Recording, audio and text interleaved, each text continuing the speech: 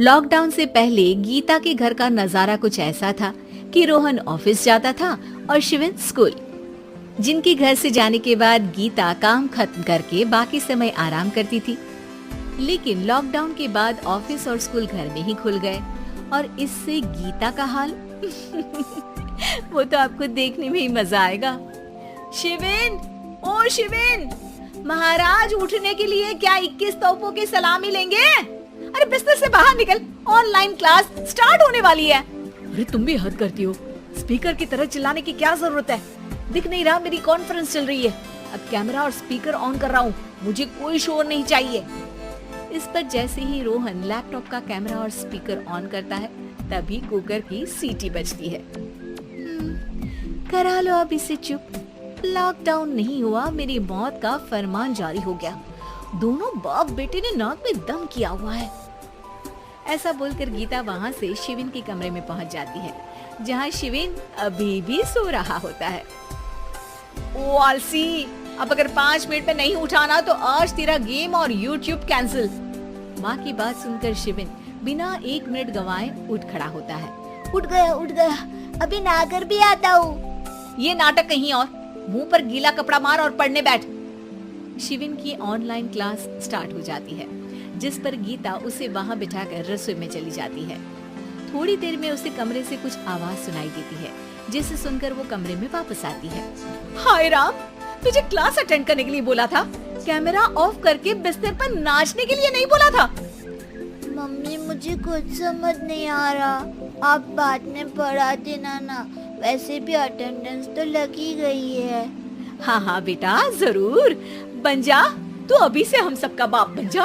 अरे नहीं मतलब कहाँ से लाते हो इतना दिमाग, और पढ़ाई करते हुए ये चला कहाँ जाता है?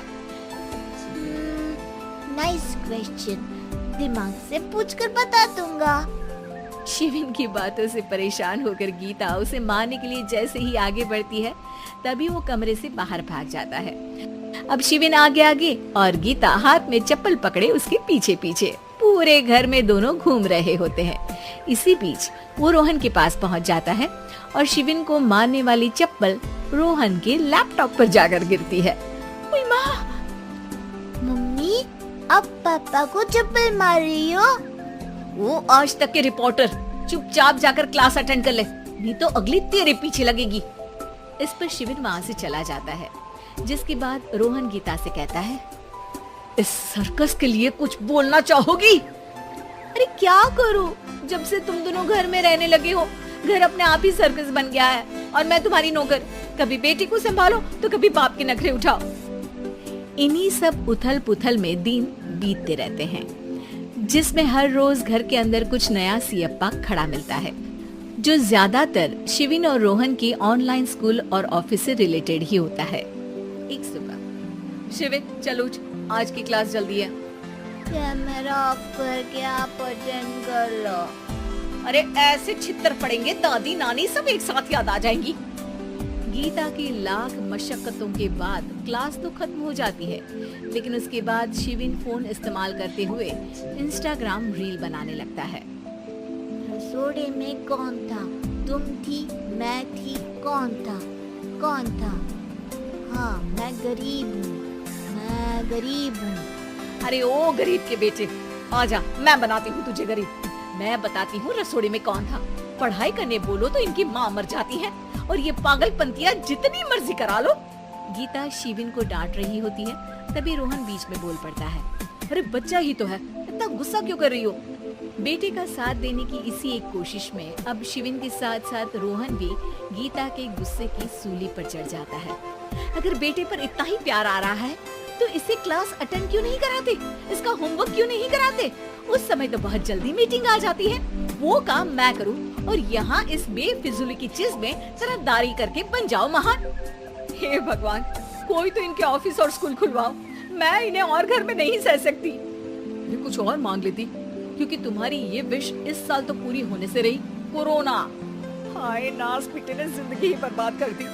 खाए कोई पचाए कोई, कल मुझे चुन चुन कर सबको मेरी बद्दुआ लगेगी। उन्होंने दुनिया का और इन बाप बेटे दोनों ने मेरा जीना मुश्किल कर दिया। गीता वहाँ से चली जाती है। जिसके बाद रोहन शिविन से कहता है, अरे तुम्हारी मम्मी इतनी भड़की हुई क्यों है? आपकी वजह से पूरा समय घर में रहते हो और उस पर कोई काम कराने की जगह बस ऑर्डर देते रहते हो। अच्छा बेटे, सारा इल्जाम मुझ पर? पूरा दिन तो वो तुम पर ही चिल्लाती है। हाँ, मतलब दोनों का 50-50 है, कुछ करना पड़ेगा। वो कहते ना, make the best out of worst. I have an idea.